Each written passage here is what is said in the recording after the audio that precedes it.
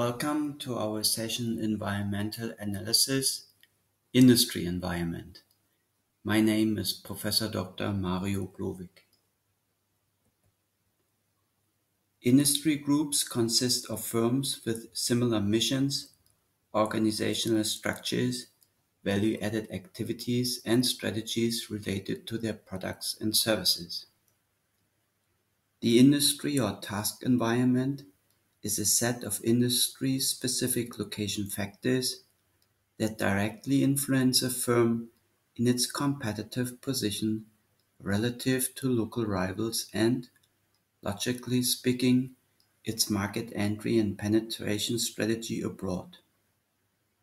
The best known representative of the industry analysis, so-called five forces model, which is similar to the market-based view, is Michael E. Porter. In contrast to the resource-based view, which claims that the firm gets competitive advantage depending on the firm's inner resources, the market-based view claims that sustainable competitive advantage and superior returns depend on the management's recognition and utilization of the market and the influencing industry forces. According to Porter, two central concerns underlie the choice of a competitive strategy. The first is the industry structure in which the firm competes.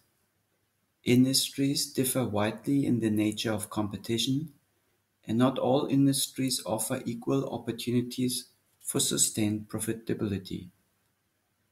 The average profitability in pharmaceuticals is high, for example, while this is not the case in consumer electronics.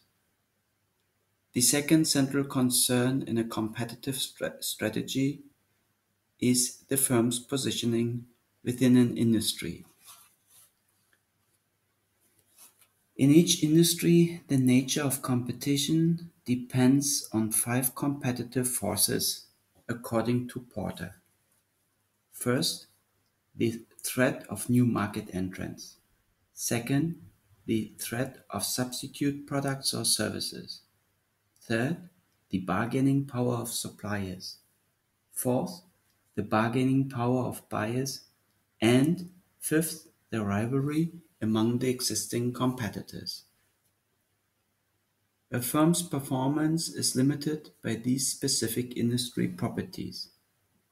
The appearance and the strength of the five forces vary from industry to industry and determine long-term industry profitability. These factors influence the attractiveness of the industry and the corresponding profits of the engaged firms. According to the market-based view, the sources of value for the firm are embedded in the competitive situation characterizing its external product markets. Interaction among competitive industry forces, such as the bargaining power of suppliers and buyers, influences a firm's profitability in the foreign target market. For example, a higher bargaining power for a firm in comparison to the bargaining power of the suppliers suggests that the firm might achieve higher performance because the existing suppliers have fewer alternatives within the industry.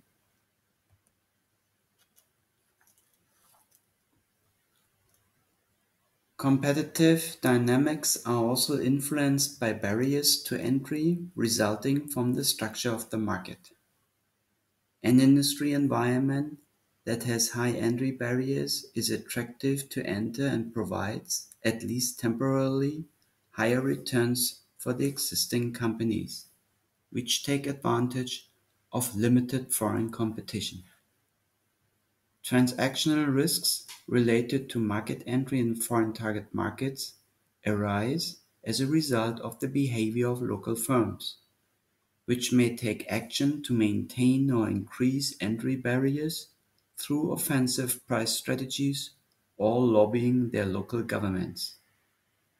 In the course of the development of industry analysis, the importance of the regional industry cluster, for example, supplier-customer inter-firm relations, supporting service providers such as logistics, information technology, etc., gained increased attention in location theories.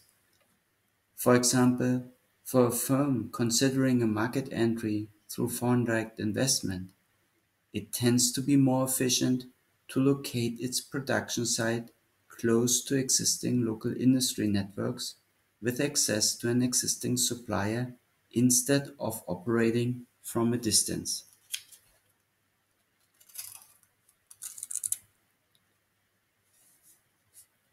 Firms considering international market entry activities can evaluate and compare different industry clusters according to the following questions, as for example, are there any component supplier clusters available or under development in this region? Is the location an attractive one for competitors to initiate foreign direct investment activities? What infrastructure is available? How far away from the industry cluster are the major markets? How will the freight rates develop, which depends on the number of logistics firms that offer services in that region? The rationale of the incubator hypothesis is that a newly established industrialized area, so-called industry cluster, offers firms attractive conditions for investment. In addition, enterprises usually benefit, at least temporarily, from tax incentives and reasonable prices for real estate.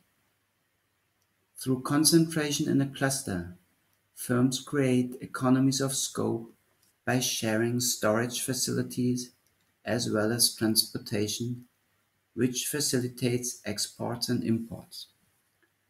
Especially with regard to technology-oriented complexes, for example science parks or economic development zones, the incubator hypothesis has been useful.